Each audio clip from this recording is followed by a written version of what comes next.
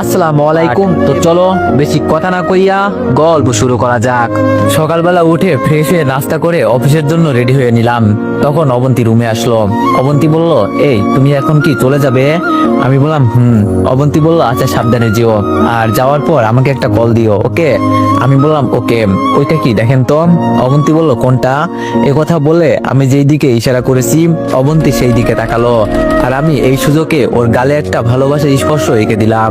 অবন্তী লজ্জায় লাল হয়ে গেল। অবন্তী বলল, এটা কি করলে? আমি বললাম, কোনটা? অবন্তী বলল, এই যে এক্ষুনি দিলাম। আমি বললাম, আমার বউকে আমি দিয়েছি, আপনার সমস্যা কোথায়? অবন্তী হাসতে শুরু করলো। আমি বললাম, এই রাতে আসবো? অবন্তী বলল, জি না মশাই, আপনি আর এই বাসায় আসবেন না। আবার বিয়ের জন্য প্রিপারেশন নেন, নতুন বউ সেজে আপনাদের বাসায় যাব, তখন পেট ভরে আদর করিয়েন, এর আগে যাতে আপনার চেহারাও না দেখি। আমি বললাম, আমাকে ছাড়া থাকতে পারবে? অবন্তী বলল, না পারার কি আছে, এই তুমি বক বক না করে অফিসে যাও, দেরি হয়ে যাচ্ছে। আর হ্যাঁ, আমি আব্বু আম্মুকে আবার বলে দিব। আমি বললাম ওকে। অবন্তীর কাছ থেকে বিদায় নিয়ে বেরিয়ে গেলাম। আজকে অন্যরকম ভালো লাগা কাজ করতেছে। তারপর অফিসে চলে গেলাম। সারাদিন অফিসে কাজ করলাম। এর মধ্যে বেশ কয়েকবার অবন্তীর সাথে কথা হলো। বিকালবেলা আইমানকে কল দিয়ে আসতে বললাম। ওর সাথে দেখা করে কিছুক্ষণ আড্ডা দিলাম। অবন্তীর কথাগুলো বলতে লাগলাম। আইমান বলল, যাক বাবা, বেঁচে গেলাম। জানিস তামিম, আমি কতটা টেনশনে ছিলাম। আমি বললাম, আরে আমিও তো টেনশনে ছিলাম। যে অবন্তী আব্বু আম্মুকে ছাড়া কিছুই বোঝে না, সে কি করে আবার আব্বু আম্মুকে ছাড়া থাকবে? আইমান বললাম, সেটাই। যাই হোক, সবকিছু মিটমাট হয়েছে। আমি বললাম, না রে, আরো বড় একটা প্যারাই ফেলেছে আমাকে। আইমান বলল, আবার কি? আমি বললাম, আমাদের বিয়ের তো কোনো অনুষ্ঠান হয়নি, আবার অনেকে জানেও না, তাই অবন্তী চাইছে বড় করে অনুষ্ঠান করে ওরে আবার নতুন করে বউ সাজিয়ে নিয়ে যেতে। আইমান বলল, ভালো তো, তোরও তো ইচ্ছা ছিল ভালোভাবে বিয়েটা করা। আমি বললাম, ইচ্ছা তো ছিল, কিন্তু এখন টাকা কোথায় পাবো? অনেক টাকার দরকার। আইমান বলল, টাকা তো লাগবেই, টাকা ছাড়া কিছুই হবে না। আমি বললাম, আগামী 1 বছর টাকা জমাতে হবে যদি অনুষ্ঠান করতে চাই। আইমান বলল, আরে না, এটা পসিবল হবে না। তুই কি এই 1 বছর অবন্তীকে ওর বাবার বাসায় রেখে দিবি? এটা কিছুতেই হয় না। আমি বললাম, সেটাই তো ভাবছি। আইমান বলল, তামিম, আমার মাথায় একটা বুদ্ধি এসেছে। আমি বললাম, কি? আইমান বলল, তুই তোর অফিস থেকে লোন নে, তাহলে তোর বেতন থেকে প্রতি মাসে একটা করে পার্সেন্টেজ ওরা রেখে দিবে, এতে করে তোর উপর খুব বেশি প্রেশার পড়বে না। আমি বললাম, জয়েন করেছি অল্প কিছুদিন হলো, এখন কি লোন দিবে? পুরাতন চাকরিজীবী ছাড়া লোন দেয় না। আইমান বলল, আরে বেটা, তুই লিমার সাথে কথা বল, দেখ না কিছু একটা হয় কিনা। আমি বললাম, দেখি। এরপর আর কিছু কথাবার্তা বলে বাসায় চলে আসলাম। রুমে গিয়ে ফ্রেশ হয়ে সোফা রুমে গেলাম। আব্বু বসে বসে টিভি দেখতেছে। আমি গিয়ে বাবার পাশে বসলাম। বাবা বলল, কি রে, কি অবস্থা, চাকরি কেমন চলছে? আমি বললাম, এই তো ভালোই। বাবা বলল, আমার মেয়ে কেমন আছে? আমি বললাম, ভালো। তোমাদের সাথে কথা হয়নি? বাবা বলল, সবসময় হয়। তুই নাকি ধুমধামে বিয়ে করতে চাস? আমি বললাম, এগুলো কে বললো? লজ্জায় আমার অবস্থা শেষ। বাবা বলল, ঠিকই তো বললাম, তোর নাকি সেই ছোটবেলা থেকে স্বপ্ন ধুমধাম করে বিয়ে করবি, এখন আবার সেই ইচ্ছাটা জেগে উঠেছে। আমি বললাম, ধুর, এখানে বসবোই না। আমি উঠে চলে গেলাম। বাবা বসে বসে হাসতেছে। আমি আম্মুর কাছে গেলাম। আম্মু রান্না করতেছে। আম্মু বলল, কিরে, বাবার কাছ থেকে চলে আসলি কেন? আমি বললাম, আরে ধুর, আব্বু শুধু উল্টাপাল্টা কথা বলে। আম্মু বলল, ঠিকই তো বলছে। আমি বললাম, আম্মু তুমিও বলছো? ধুর। আমি রুমে গেলাম। রুমে এসে বসে রইলাম। চারপাশে যেন অবন্তীর স্মৃতিগুলো ছড়িয়ে আছে। আমি অবন্তীকে কল দিলাম। আমি বললাম, কি করেন? অবন্তী বলল, একজনের কথা ভাবতেছিলাম, আর উনি কল দিল।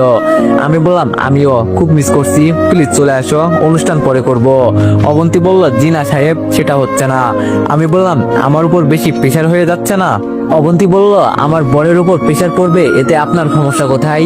আমি বললাম, সত্যি মিস করছি। অবন্তী বলল, আমিও করছি। আমি বললাম, ওকে রাখি। কল কেটে দিলাম। অবন্তীর কথা ভাবতেছি, এমন সময় আম্মু রুমে আসলো, ডেকে নিয়ে গেল খাওয়ার জন্য। আমি আব্বু আর আম্মু একসাথে খাচ্ছি। এমন সময় আব্বু বলল, জানিস তামিম? আমি ওনার দিকে তাকালাম। বাবা বলল, আমাদের মানে তোর আম্মু আর আমারও অনেক ইচ্ছা ছিল, আমাদের ছোট ছেলের বিয়েটা অনেক সুন্দর হবে, সবাই অনেক আনন্দ করবে, কিন্তু দেখ কেমন বাবা হলাম আমি, সেই ইচ্ছাটাও পূরণ করতে পারলাম না।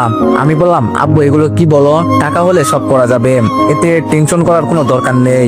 আব্বুর মন খারাপ দেখে আমি উঠে চলে গেলাম। রাতের বেলা আব্বু আম্মু ঘুমিয়ে গেছে। আমি উঠে বের হয়ে গেলাম। ভাইয়ার কাছে যাব। কয়েকদিন ভাইয়ার কাছে যেতে পারিনি, আমার ভাইটা মন খারাপ করবে। বাইরে চাঁদের আলো ছিল। আমি হেঁটে হেঁটে ভাইয়ার কবরের কাছে গেলাম। কবরের মাথা বরাবর গিয়ে বসলাম। ভাইয়ার কবরের পাশে কয়েকটা গাঁদা ফুল লাগিয়েছিলাম, সেগুলোতে ফুল ফুটেছে। দেখে মনে হচ্ছে ভাইয়া ভাইয়া হাসতেছে। ভাইয়া কেমন আছিস? তুই হয়তো ভাবছিস আমি তোকে ভুলে গেছি। না রে ভাই, আমি তোকে ভুলিনি। সময় পাইনি তোর কাছে আসার। তোর কর্তব্যগুলো আমি অক্ষর অক্ষরে পালন করার চেষ্টা করতেছি, কিন্তু তোর মতো পারছি না, তবুও চেষ্টা করতেছি। ভাইয়া, যেখানেই যাই না কেন তোর অভাবটাই আমি অনুভব করি। তোর স্মৃতিগুলো আমাকে ঘুমাতে দেয় না। ঘুমাতে গেলে তোর সাথে ঘুমানোর কথা মনে পড়ে, খেতে গেলে তোর সাথে ভাগাভাগি করে খাওয়ার কথাগুলো মনে পড়ে, খেলতে গেলে তোর দলের বিরোধিতা করার কথাগুলো মনে পড়ে। আর সব আছে, ভালো একটা চাকরিও পেয়েছি, টাকা এখন নেই, হয়তো ভবিষ্যতে হবে। সবকিছু হয়তো পাবো, কিন্তু তোকে পাবো না। ভাই, আমি জানি তুই আমার উপর অভিমান করে আছিস। ভাই বিশ্বাস কর, 1 সেকেন্ডের জন্য আমি তোকে ভুলিনি। তোর অবন্তীকে আমি সর্বোচ্চ চেষ্টা করেছি ভালো রাখার, পড়ালেখা করানোর আমি সফল হয়েছি। জানিস ভাইয়া, প্রতি রাতে আমি মায়ের কান্নার আওয়াজ শুনতে পাই, কিন্তু আমি মাকে সান্ত্বনা দিই না। তুই আবার এটা ভাবিস না আমি স্বার্থপর। আমি আম্মুকে সান্ত্বনা দিই না এই জন্য যে আম্মুকে সান্ত্বনা দেওয়ার মতো আমার ভাষা নেই। অবন্তী এখনো তোকে অনেক ভালোবাসে। আমাকে মেনে নিলেও অবন্তীর মনে তুই যে জায়গাটা করে নিয়েছিস, সেটাতে তুই সারা জীবন থাকবি। ভাই, আজকে সব আছে, শুধু তুই নেই। আর একবারের জন্য আমাদের মাঝে ফিরে আয়, দেখে যা ওদের আমি ঠিক মতো রাখতে পারছি কিনা। আর একবার এসে আমার সাথে ঝগড়া করে যা। এইবার আর তোর সাথে মারামারি করব না। তুই শুধু একবার আয়। চোখ দুটো ঝাপসা হয়ে গেছে, আর কোনো কথাই যাচ্ছে না আমার মুখ দিয়ে। আরো কিছুক্ষণ ওখানে বসে কবর জিয়ারত করে বাসায় চলে আসলাম। পরের দিন ঘুম থেকে উঠে ফ্রেশ হয়ে নাস্তা করে অফিসে চলে গেলাম। 11টার দিকে লিমা আসলো। লিমা বলল, দুলা ভাই তামিম নাকি এইটা? আমি বললাম মনে হয়। লিমা বলল, কি অবস্থা? আমি বললাম ভালো না রে, বিপদে আছি। লিমা বলল, কেন, আবার কি হয়েছে? এবার তো সবকিছু ঠিকঠাক হয়ে গেছে।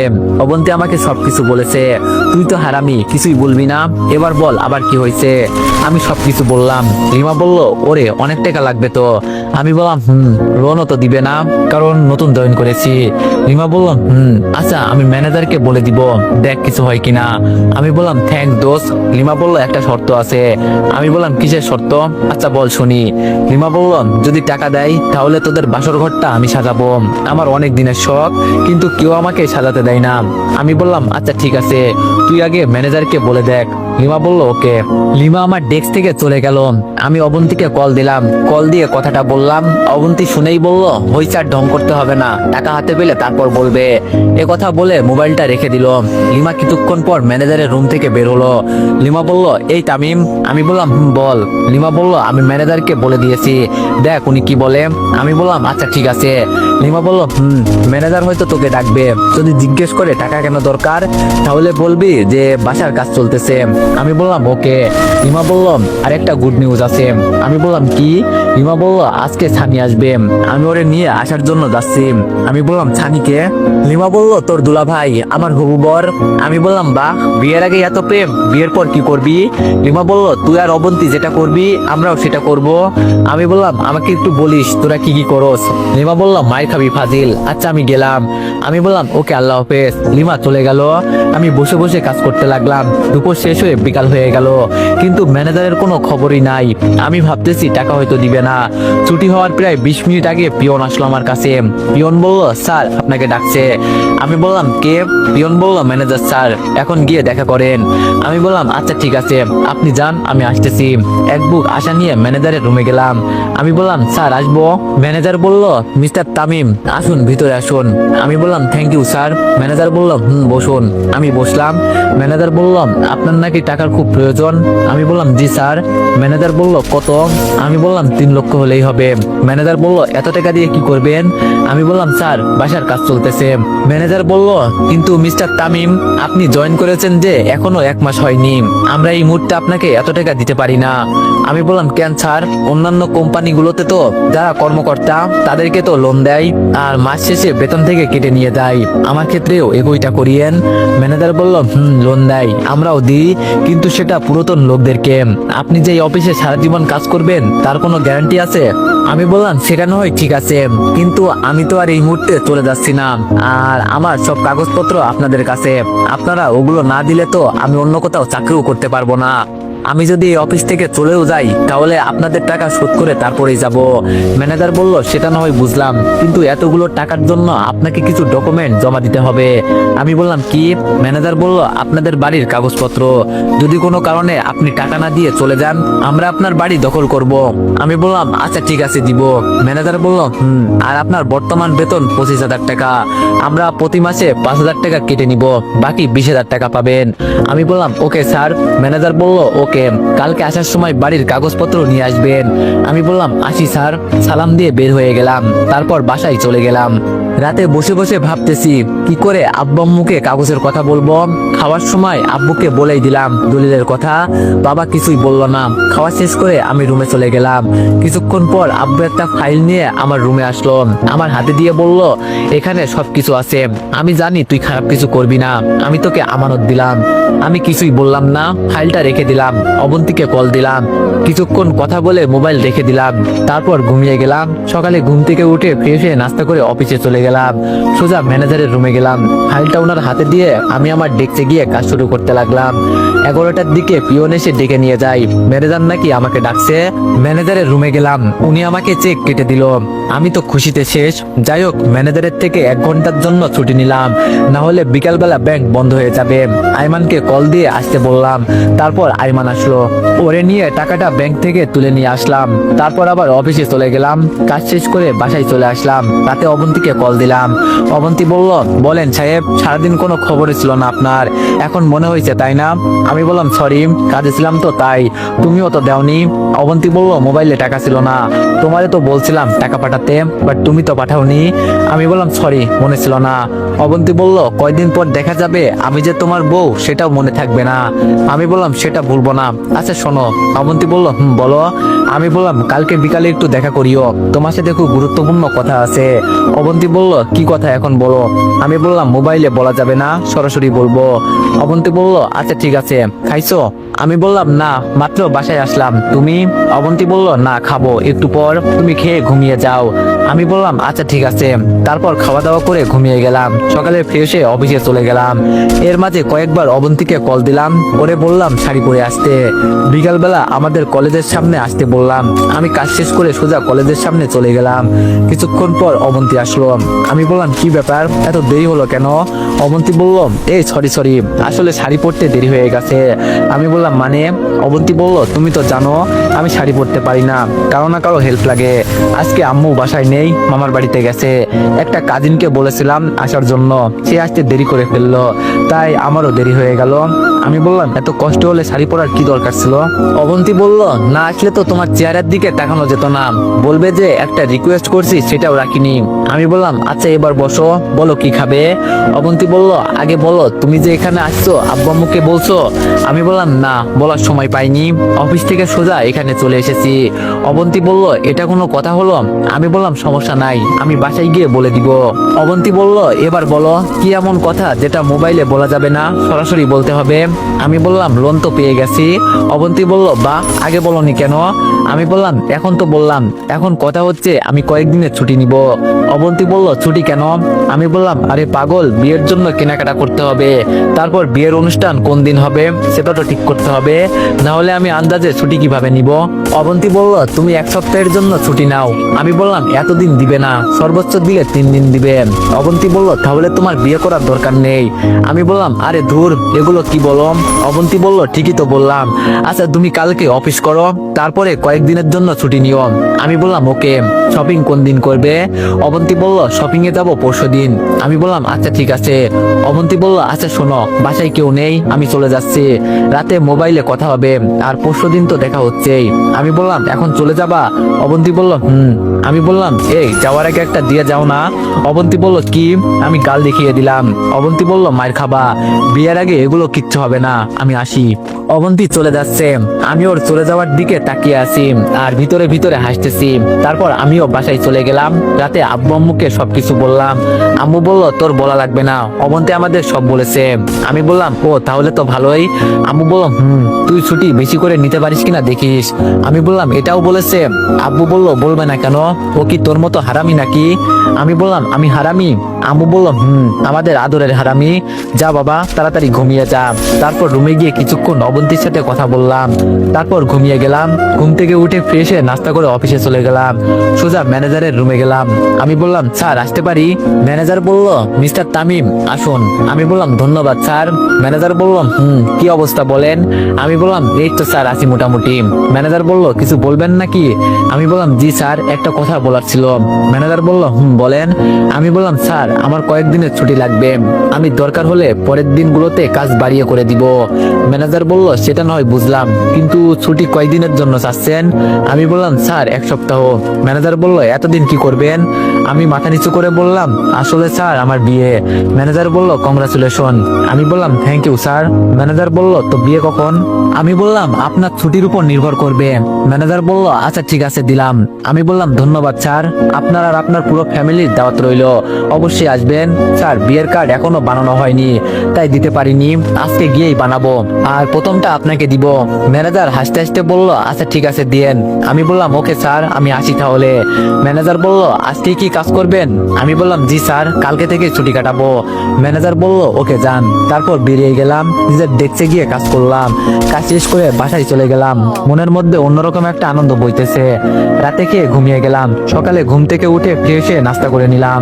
আইমানকে কল দিয়ে আমাদের বাসায় আসার জন্য বললাম। আব্বু আম্মুকেও রেডি হতে বললাম। অবন্তীকে কল দিলাম। অবন্তী বলল, হ্যালো তামিম, তোমার নাম্বার অফ ছিল কেন? আমি বললাম, রাতে বন্ধ করে ঘুমিয়েছিলাম। তুমি রেডি হইছো? অবন্তী বলল, না হইতেছি। আমি বললাম, আসার সময় আব্বু আম্মুকে নিয়ে আসিও। অবন্তী বলল, আমার কাজিন প্রেমাও আসতে চাইছে। আমি বললাম, ওকে নিয়ে আসো। অবন্তী বলল, কোথায় আসবো? আমি বললাম, গ্র্যান্ড ওক টাওয়ারের সামনে আসো, আমরা ওখানেই থাকবো। অবন্তী বলল, আচ্ছা ঠিক আছে। আমি বললাম, ওকে। কল কেটে দিয়ে আমিও ফ্রেশ হয়ে রেডি হয়ে গেলাম। তারপর একটা সিএনজি ডেকে আব্বু আর আম্মুকে পিছনে বসতে দিলাম। আমি আর আইমান সামনে দিয়ে বসলাম। তারপর শপিং মলের সামনে গেলাম। অনেকক্ষণ ধরে বসে আছি, অবন্তীর আসার কোনো খবরই নাই। যাই হোক, 30 মিনিট পর ওরা আসলো। বিআই আর বিআইন একে অপরকে জড়িয়ে ধরলো, কিছুক্ষণ কথাবার্তা বললো। আমারও ইচ্ছা হয়েছিল অবন্তীকে জড়িয়ে ধরি, কিন্তু পাবলিক প্লেসে এগুলো করা যাবে না। যাই হোক, তারপর ভিতরে গেলাম। প্রথমে আব্বু আম্মুর জন্য কেনাকাটা শুরু করলাম। আব্বু আম্মু আর শ্বশুর শাশুড়ির জন্য জিনিসপত্র কিনলাম। তারপর আইমানকে নিতে বললাম, কিন্তু সে নিচ্ছে না। অনেক জোরাজোরি করে একটা পাঞ্জাবি নিলাম, সেম কালারের আমিও একটা নিলাম। প্রেমাকে বলার আগেই কেনাকাটা শুরু করে দিল। আসলে মেয়েদের শখ একটু বেশি, সেটা যদি জামা কাপড়ের উপর হয় তাহলে তো কোনো কথাই নাই। প্রেমাও অনেকগুলো জামা নিল। এরপর আমার সিরিয়াল আসলো। আমার জন্য সবকিছু অবন্তী নিজেই চয়েস করলো। আব্বু আম্মুর জন্য অবন্তী চয়েস করলো। আমি অল্প কিছু নিলাম, কারণ টাকাটা হিসাবের মধ্যে রাখতে হবে, পরে যাতে টানাটানি না হয়। এরপর অবন্তীর পালা আসলো। অবন্তী একটা নীল শাড়ি পছন্দ করলো। আমি বললাম, বিয়েতে কেউ নীল শাড়ি পরে? বিয়েতে তো লাল শাড়ি পরে। অবন্তী বলল, আমার নীল পছন্দ, আর কোথাও লেখা আছে যে বিয়েতে শুধু লাল পরতে হয়, অন্য কোনো কালারের শাড়ি পরা যাবে না? আমি বললাম, আচ্ছা ঠিক আছে, যেটা ভালো লাগে সেটাই কিনো। অবন্তীর জিনিস কিনতে কিনতে হয়রান হয়ে গেছি। অন্তত 50টা দোকানে গেছি। মেয়েদের যে এত জিনিস লাগে, বিয়ে না করলে বুঝতামই না। দীর্ঘ 4 ঘন্টা শেষ করে অবন্তীর শপিং শেষ হলো। তারপর সবাই মিলে একটা হোটেলে গিয়ে দুপুরের খাবার খেয়ে নিলাম। এরপর যে যার মতো বাসায় চলে আসলাম। আগামীকাল মেহমানদের দাওয়াত করতে হবে। পরশুদিন গায়ে হলুদ, আর পরের দিন বিয়ে। বাসায় এসে ঘুমিয়ে গেলাম। সারাদিন ঘোরাঘুরির কারণে ক্লান্ত লাগছিল, তাই শোয়ার সাথে সাথেই ঘুম চলে আসলো। পরের দিন ঘুম থেকে উঠে আইমানকে সাথে নিয়ে বিয়ের কার্ড বানাতে গেলাম। তারপর কার্ডগুলো রেডি করে আত্মীয় স্বজন বন্ধু বান্ধব সবাইকে দাওয়াত দিলাম। আব্বুর হাতে অনেকগুলো কার্ড দিয়ে দিলাম, ওনার পরিচিত যারা আছে তাদেরকে দাওয়াত দেওয়ার জন্য। আইমান ডেকোরেশন করার জন্য সব রকম ব্যবস্থা করা শুরু করে দিল। পরের দিন মানে হলুদের দিন, সকাল থেকেই বাসা সাজানো শুরু করে দিল। চারপাশে লাইট ফুল দিয়ে বাসাটা অন্যরকম ভাবে সাজানো হলো। অনেকদিন পর এই বাসায় একটু কোলাহল শুরু হলো। আত্মীয় স্বজনরা এক এক করে আসতে শুরু করলো। আমি আর আইমান বাজারে গেলাম, গিয়ে বাজার করে নিয়ে আসলাম। বিকালবেলা অবন্তীকে কল দিলাম। কিছুক্ষণ পর অবন্তী কল ধরলো। আমি বললাম, ওই কল ধরতে এত দেরি করো কেন? অবন্তী বলল, ধুর বইলই না, বাচ্চা কাচ্চাগুলো পুরো পাগল করে দিচ্ছে, আমার সব জিনিস এলোমেলো করে ফেলছে। আমি বললাম, ও। অবন্তী বলল, এই তামিম। আমি বললাম, বলো। অবন্তী বলল, কি করো? আমি বললাম, এতক্ষণ কাজ করলাম, তাই তোমার খবর নিতে পারিনি, তাই এখন কল দিলাম। অবন্তী বলল, ও আচ্ছা। আমি বললাম, তুমি কি করো? অবন্তী বলল, এই তো পার্লারে যাব, রেডি হচ্ছি। আমি বললাম, আমি আসবো। অবন্তী বলল, তুমি আসবে কেন? আমি বললাম, তোমাকে কিভাবে সাজাই দেখবো, আর সাজালে কেমন লাগে সেটাও দেখবো। অবন্তী বলল, অত দেখতে হবে না, সারা জীবন দেখছো, ভবিষ্যতেও দেখবা, তো টেনশন করার দরকার নেই। আমি বললাম অবন্তী বললো আচ্ছা রাখি, পরে কথা বলবো। কলটা কেটে দিল। বিকাল থেকে মেহমান আসতে শুরু করে দিয়েছে। একে একে সবাই আসলো। আইমানও ব্যস্ত। আইমান বলল কিরে তুই এখানে? আমি বললাম আচ্ছা তুই আমাদের বন্ধুদের সবাইকে কল দিয়ে দেখতো ওদের কি অবস্থা, কখন আসবে। আইমান বলল আচ্ছা দিতেছি। লিমা আসবে? আমি বললাম যা শালা, আমি তো লিমার কথা ভুলে গিয়েছিলাম, দাঁড়া কল দি, ও না থাকলে আমার বিয়েই হতো না। লিমাকে কল দিলাম। আমি বললাম হ্যালো লিমা। লিমা বলল দোষ বল। আমি বললাম কিরে তুই আসছিস না? লিমা বলল আমি এসে কি করব, তোরা ছেড়ে নে, আমি না হয় কালকে আসবো। আমি বললাম কালকে আসবি মানে? আমি এত কিছু বুঝি না, তুই এক্ষুনি আসবি। লিমা বলল কিন্তু আমার সাথে তো সানি আছে। আমি বললাম তোর সমস্যা কোথায়, সানিরেও নিয়ে আয়। লিমা বললাম আচ্ছা ঠিক আছে নিয়ে আসতেছি। আমি বললাম তাড়াতাড়ি আয়। কল কেটে দিলাম। তারপর আরো কিছু কাজ সেরে নিলাম। সন্ধ্যায় গোসল করে নিলাম। এরপর রেডি হলাম। আইমান আমাকে সাজিয়ে দিল। দুজনে একই পাঞ্জাবি পরলাম। রাত 11টা পর্যন্ত গান বাজনা হলো। আমার বন্ধুরা ফাহাদ, ফারুক, সাদ্দাম সবাই উড়াধুরা নাচলো। ওদের সাথেও আমিও নাচলাম। আসলে নিজের বিয়েতে নিজের নাচার মধ্যে অন্যরকম একটা আনন্দ আছে। কিছুক্ষণ পর লিমা আসলো। আমি ওর সাথে কিছুক্ষণ কথা বললাম। লিমা সানির সাথে আমার পরিচয় করিয়ে দেয়। তারপর ওদের ভিতরে যেতে বলি। 11টা পর হলুদের কাজ শুরু হলো। শুরুতেই আব্বু আম্মু দুজনে আসলো। আমাকে মিষ্টি খাইয়ে দিয়ে যখন হলুদ মাখাতে যাবে তখনই দুজনে কাঁদতে শুরু করলো আমাকে জড়িয়ে ধরে। তো এভরিওয়ান, নেক্সট পার্টের জন্য সবাই একটু বেশি বেশি লাইক আর কমেন্ট করে দিও। ধন্যবাদ।